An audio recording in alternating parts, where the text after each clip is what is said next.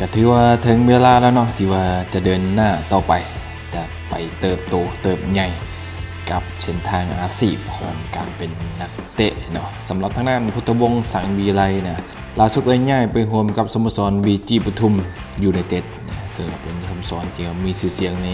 ไทยลีกนะกลายเป็นเรื่องราวดีๆและข่าวดีที่สุดสำหรับวงการบาสเตะลาวเฮาเนาะเมื่อทางด้านพุทธวงศ์สังวีไลนักเตะที่ว่ากำลังเป็นที่จับตาของทีมชาติลาวเนาะหลังจากที่ล่าสุดก็ได้เปิดตัวกับ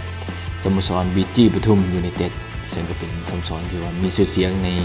การแข่งขันบาสเตะลีกสูงสุดของประเทศไทยนะซึ่งเพิ่งจะมีการประกาศอย่างเป็นทางการผ่าน Facebook BG ปทุมในวันที่ 18 มิถุนายน 2025 ที่ผ่านมาซึ่งในนั้นเพิ่งจะมีการระบุว่าเป็นสัญญายืมตัว1 ฤดูกาลนะก็คือจะย้ายจากเอสลา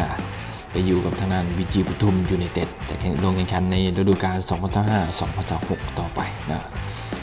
ซึ่งว่าพุทธวงศ์นะกลายเป็นนักเตะตำแหน่งแบ็กซ้ายหรือว่าตัวเติมเกมเนาะเป็นนักเตะที่ดีที่สุดในตำแหน่งนี้เนาะในปัจจุบันนะเพราะว่า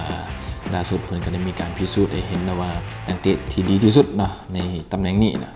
ก็คือพาทีมชาติลาวชุดใหญ่เปิดบ้านเอาชนะทางด้านทีมชาติเนปาลไป 2-1 ในการแข่งขันบาสเตะชิงแชมป์อาซีหรือว่ารายการเอเชียนคัพ 2027 ออกคัดเลือกนัดที่ 2 ของกลุ่ม F ที่ผ่านมาส่วนนัดดังกล่าวทางด้านพุทธวงศ์ก็สามารถสร้างผลงานอย่างโดดเด่นแอสซิสต์ไป 2 ครั้งก็คือโดยการเปิดจากลูกเตะมุมงามให้กับทางด้านดามดทองคำสมบัติยิงเข้าไปในประตูทมิตส่วนประตูที่ 2 ก็ส่งสุดสวยให้กับทางด้านปีเตอร์พันธวงศ์ยิงประตูที่ 2 ให้กับทีมชาติลาวเอาชนะทางด้านทีมชาติเนปาลไป 2-1 นะสำหรับเส้นทางการเป็นนักเตะของทางด้านพุทธวงศ์สังวีไลนะก็เป็นนักเตะที่ว่าหุ่นดีเนาะส่วนสูงเป็น170 เซนติเมตรน้ำหนัก70 กิโลกรัมปัจจุบันก็อายุ20 ปีเนาะเกิดอยู่ที่บ้านหัวแซเมืองบาเจียงแขวงจำปาสักกับเป็นนักเตะบ้านเดียวกันกับทางด้านปีเตอร์พันธวงศ์ส่วนเส้นทางการเป็นนักเตะก็เริ่มต้นโดยการเป็นนักเตะเยาวชนของทางด้านเอสโซลา FC นะในปี 2015 ตั้งแต่อายุ11 ปีคนละจนก้าวขึ้นเป็นนักเตะ